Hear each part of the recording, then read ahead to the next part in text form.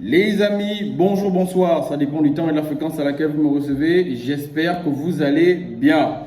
Tirage au sort de la CAN 2023 qui se déroulera, comme vous le savez, en Côte d'Ivoire. Qui seront les favoris pour cette CAN? Quelles sont les compositions des différents groupes? Comme vous le savez, c'est le titre annoncé du jour, les amis. On en parle juste après. I was there when I needed someone who wasn't getting over you. When I move to the side, when I move, call you mine, and I know what you're feeling.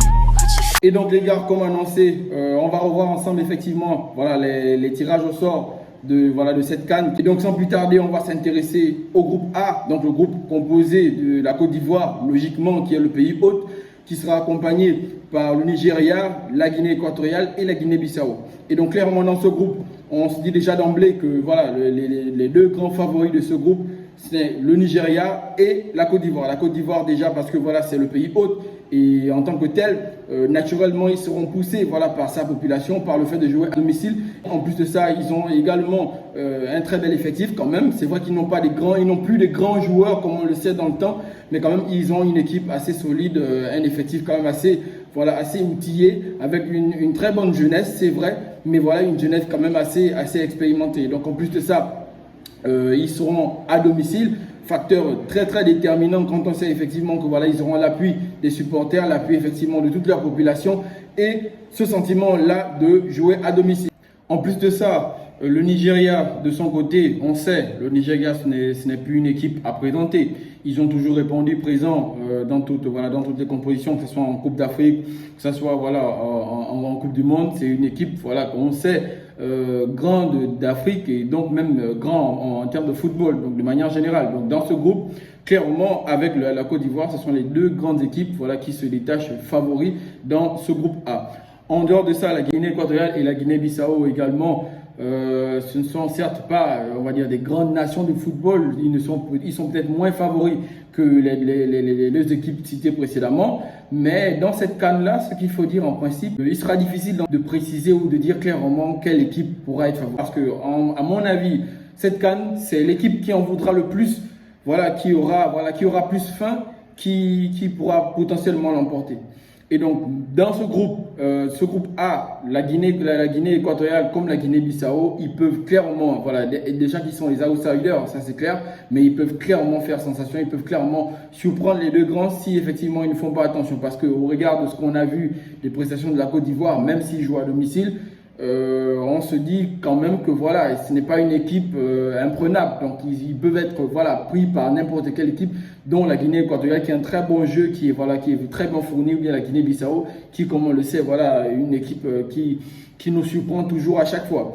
Et donc attention aux favoris de ce groupe A, attention donc à la Côte d'Ivoire, attention au Nigeria, parce que la Guinée équatoriale et la Guinée-Bissau peuvent clairement poser problème dans ce groupe.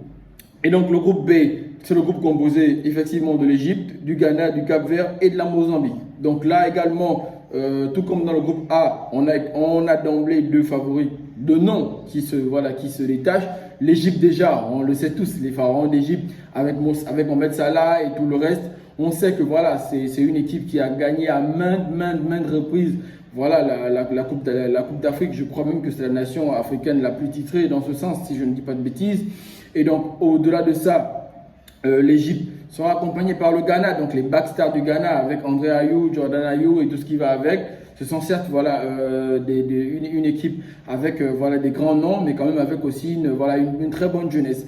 Et donc dans ce groupe, le Ghana et l'Égypte se détachent en tant que favoris sur papier. Mais je crois quand même que le Cap-Vert, c'est une équipe, comme vous le savez, à ne pas négliger. Ils sont certes pas très grands en termes de nom, mais c'est une équipe qui, comme on le sait, avec le Mozambique, qui peut aussi, comme la Guinée équatoriale ou la Guinée-Bissau, poser des problèmes dans ce groupe B. Et donc le groupe C, pour moi, c'est le groupe de la mort, sinon le groupe dangereux de cette composition. Donc le Sénégal, le Cameroun, la Guinée et la Gambie. Donc clairement, le Sénégal et le Cameroun, les deux grands favoris, déjà parce que le Sénégal, on le sait, depuis déjà pas mal de saisons et depuis l'an dernier, ils ont tout raflé. Franchement, ils ont tout raflé, que ce soit avec les U20, les U19. Ils ont tout raflé, en tout cas, que ce soit les seniors comme les cadets, ils ont tout raflé en termes de titres ou en termes de trophées voilà, internationaux. Donc en dehors de la Coupe du Monde, sur la scène voilà, continentale africaine, le Sénégal a tout raflé. Donc c'est une équipe très en forme. Ils ont un très bel effectif et ils ont de très bons jeunes joueurs. Donc je pense réellement que sur tous les plans, en plus de ça, ils seront également emmenés encore une fois par Sadio Mané. Sadio Mané, voilà, on le sait, c'est là en Arabie Saoudite, mais il n'a pas régressé en termes de stats, en termes de jeu, en termes de volume de jeu en Arabie Saoudite. On sait que c'est l'une des figures voilà, de cette équipe d'Al Nassr. Et donc, en plus du Sénégal, le Cameroun, on le sait, c'est le continent. Le Cameroun, c'est le continent. Donc, si mon cœur ne penche pas pour le Sénégal, mon cœur penchera sans aucun doute pour voilà, le Cameroun, parce que voilà, c'est le continent, parce que ce sont nos voisins, ce sont nos frères. Donc, Cameroun, Gabon, c'est même père, même mère, d'accord? Donc, on sait tous que voilà, on sera tous derrière les Lions. On les encourage parce que ce sont nos frères, tout comme on va encourager toute l'Afrique. Mais on encourage tous les pays africains, tous les pays qui participeront à cette CAN, malheureusement en dehors du Gabon. Mais on aura forcément voilà, des coups de cœur. Et moi, pas des coups de cœur, on aura forcément des préférences, comme toute personne normale. Moi, ma préférence, c'est le Cameroun et le Sénégal. Donc, dans ceux qui se retrouvent malheureusement dans le même groupe. Et donc, je pense qu'en toute logique, le Cameroun et le Sénégal sortiront voilà, vainqueurs de ce groupe, peut-être haut la main. Peut-être pas avec autant de facilité que je le prédis, mais sinon je pense réellement pas que la Gambie et la Guinée voilà, puissent poser trop de problèmes au Cameroun ou au Sénégal, quand on sait que le Cameroun, avec à la tête de la fédération Samuel Eto'o, ils auront forcément beaucoup d'attentes, forcément beaucoup d'obligations, ils auront beaucoup d'obligations de résultats, et donc ils seront obligés de faire une meilleure prestation, une très bonne prestation, sinon gagner la CAN. Du côté du Sénégal, le doublé, ce n'est pas impossible. De toute manière, le Sénégal a l'effectif pour, et donc ce ne sera pas étonnant qu'ils arrivent à le faire cette année. Mais bon, il faudra encore pour cela passer les phases de groupe et voir par la suite l'équipe sur laquelle ils tomberont dans les huitièmes de finale, les quarts et ensuite les demi-finales. Et donc pour le groupe D, donc le groupe composé de l'Algérie, de Burkina Faso, de la Mauritanie qui nous a éliminés, ainsi que l'Angola. Et donc dans ce groupe, difficile de dissocier les favoris des outsiders, mais clairement la première équipe qui se détache en dehors des autres, c'est l'Algérie, clairement, parce que l'Algérie déjà avant l'édition précédente, ils ont été champions avec un excellent Riyad Mahrez qui encore là aujourd'hui, je crois, sera présent dans cette sélection. Et donc l'Algérie, très grand favori dans ce groupe D, qui sera sans doute accompagné par le Burkina Faso. Mais le Burkina Faso, on ne sait pas trop parce que voilà, c'est une équipe qui montre de très bonnes choses, des bons résultats, mais au finish, ils se font souvent surprendre, comme ça a été le cas déjà à plusieurs reprises. Et donc, on ne sait pas dans ce groupe si effectivement ils arriveront à tenir tête à la Mauritanie. La Mauritanie qui est une équipe très solide, accompagnée par un très bon coach et un très bel effectif. Ces équipes de la Mauritanie. L'Angola également, on sait que c'est des grands de football. L'Angola, c'est leur réputation, il n'y a plus à faire. Donc, dans ce groupe, vraiment très difficile à dissocier les outsiders des favoris, tant effectivement on a droit à des équipes en dehors peut-être de l'Algérie qui se valent réellement sur la scène continentale africaine. Et donc en plus du groupe D, on aura également le groupe E, donc le groupe composé de la Tunisie, du Mali, de l'Afrique du Sud, de la Namibie. Là encore un groupe assez relevé quand même, parce qu'on a l'Afrique du Sud qui revient en très grande forme depuis déjà pas mal de temps. Le Mali également, très grande équipe, très grosse équipe, je dois dire une équipe très solide, très compacte.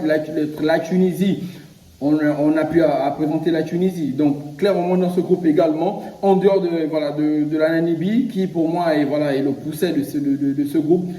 Les trois premières équipes sont au-dessus, et donc le groupe se jouera sans doute entre la Tunisie et l'Afrique du Sud d'emblée, mais bon le Mali aura également son mot à dire dans ce groupe.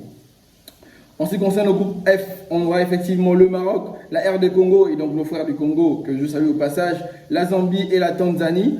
Là encore, très difficile de détacher un favori dans ce groupe. Mais bon, il faut dire clairement que voilà, le Maroc, au regard des prestations qu'ils ont fournies lors de la Coupe du Monde, avec également voilà, un excellent Hakimi, je pense que voilà, s'ils sont partis pour sortir haut la main de ce groupe. Maintenant, il faudra voir quelle équipe va les accompagner effectivement entre la RD Congo, la Zambie et la Tanzanie.